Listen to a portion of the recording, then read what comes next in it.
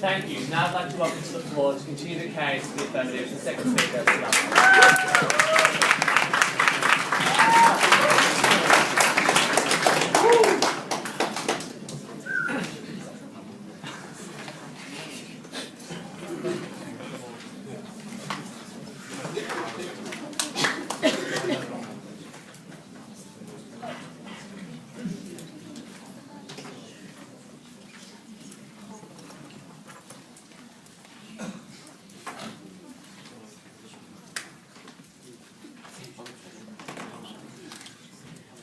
impossible to label the arguments that I'm going to raise because what that side did was took a lot of pot shots against us. So let's deal with each argument as they came.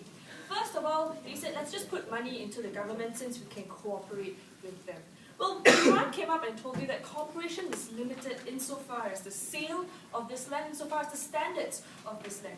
The link between enforcing labour standards and making sure your investment is put to great use is extremely tenuous. While these corporations can trust governments to set some amount of standard or to create contracts for the sale of land, for example, it's extremely hard to dump millions and millions of dollars in this land and expect the government to be able to control or to be able to provide conditions that are fundamental to the development of their capital. These are high-risk investments. These are investments that require real control, and that's where our policy has the edge. We give them the kind of control that's required for them to trust that their investment is not going to waste. They then came up and tell us, look, it's important to have long-term development, and we think both sides of the house cannot assure that. In your paradigm, this long-term investment isn't guaranteed where firms are too afraid to come into places such as sub-Saharan Africa, where the only shops you have are sweatshops because they can capitalize on the poor working conditions there.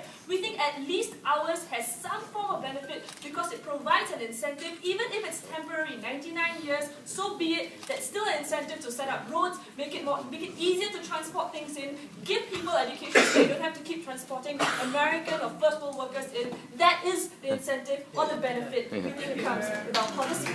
On the second level, they then told us Chinese corporations won't adhere. Well, it's always the Chinese people causing the problem, but we think now we change the problem for them. We make it more difficult for them to simply hide behind the veneer of legitimacy by saying it's the government's fault. For example, the government is unable to enforce labour standards. We place the highlight or we place the limelight on these Chinese corporations because now they own these lands. The WTO will better be able to enforce these standards. But on the second level, we also told you there is an incentive for these Chinese corporations to enforce these standards. They want to be able to trade with a lot of these other corporations with a lot of the countries that also adhere to these standards. So we don't think that this is going to be a particularly great problem. They then said selling doesn't equate to profit. The kind of money you make through selling isn't the same as FDI. But on the very first level, we think where the land would have been useless anyway, at least this gives some form of investment. But on the second level, we think there are greater economic benefits that Imran brought up that we didn't deal with. The creation of transport systems, for example, is a long-term investment. It might not give you money, but we think that's the kind of infrastructure that these countries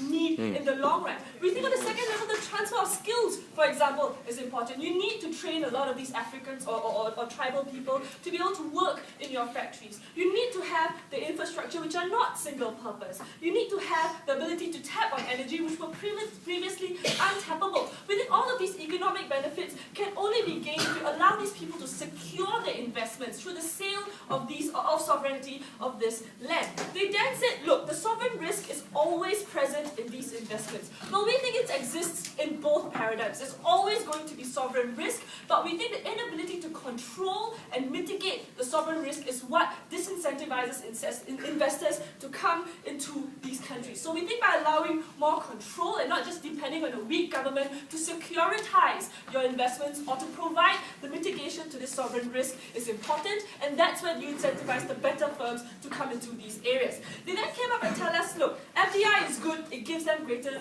leverage. Well, duh, it's good. We all think FDI is good, and that's not the debate. The debate is where there is a lack of foreign investment, where there is the comparative advantage. Outside the house tells you that the comparative advantage is not just in saying, please come, we've got loads of land, let's have a party.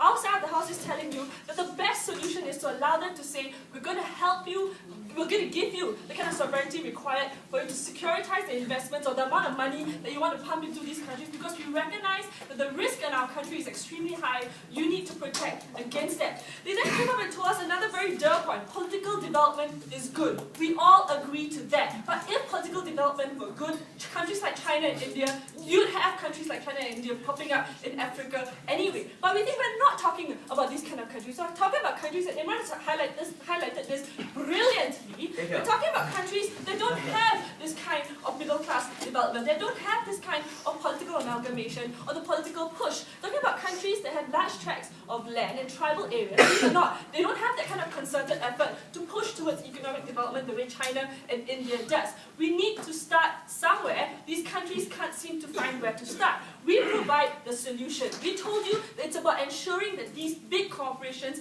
have an incentive to go in and set up shop. We then told you, or I will tell you, about how we create a bigger middle class. We think that this forces development into these regions, and that's where you have proper political development, when you're able to pump money into these areas and provide the locals with some form of better subsistence. And that's going to be my substantive for today as well, the comparative analysis between status quo and our policy, and how our policy produces greater benefits. In the absence of our policy, how do these countries now pursue economic growth? As of now, the sole comparative advantage is in the ability to abuse the law and in the ability to abuse poor working conditions. The rich first world, at least decent MNCs, wouldn't go anywhere near these countries because there's no political stability and simply no comparative advantage. That's why you see Nike running out of these areas when it was first criticized. So who do you attract? You attract the unscrupulous Chinese people who are willing to brave the bad conditions simply because they're incentivized by the very low labor or the very low human standards. And these are the very people who create your sweatshops, reminiscent of a debate we had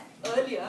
And these are the people who abuse the locals as well. Your governments are either silent because they have no control, and that's where they argue that they have no alternative. There's no way we can attract investment if we don't allow these people to do whatever the hell they want. And that's why we think that this produces a lot of social ills. The great social ills that we talked about earlier, things like lower lifespans, for example, poor working conditions, abuse of women, abuse of children.